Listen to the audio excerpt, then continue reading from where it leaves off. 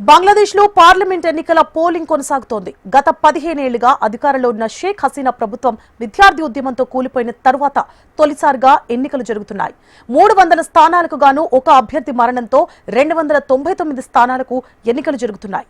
దాదాపు 12.7 కోట్ల మంది ఓటర్లు తమ ఓటు హక్కును వినియోగించుకుంటున్నారు. ఎన్నికల భద్రత కోసం సుమారు 9 లక్షల మంది సిబ్బంది మోహరించారు. సాయంత్రం ఎన్నికలు ముగిసిన తర్వాత ఓట్ల లెక్కింపు చేపట్టనున్నారు. శుక్రవారం నాటికి ఫలితాలు ప్రకటించే అవకాశం ఉంది. నోబెల్ గ్రహీత మొహమ్మద్ యూనస్ నేతృత్వంలోని మధ్యంతర ప్రభుత్వం ఈ ఎన్నికలను నిర్వహిస్తోంది.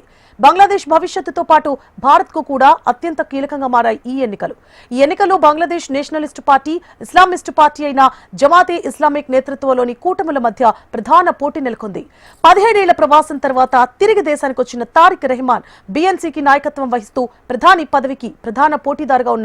ఉగ్రవాద నిరోధక చట్టం కింద షేక్ హసీనాకు చెందిన అవామీ లీగ్ పార్టీపై నిషేధం విధించడంతో ఆ పార్టీ ఎన్నికల్లో పోటీ చేయడం లేదు. హసీనా ప్రస్తుతం భారత్లో ఆశ్రయం పొందుతున్నారు.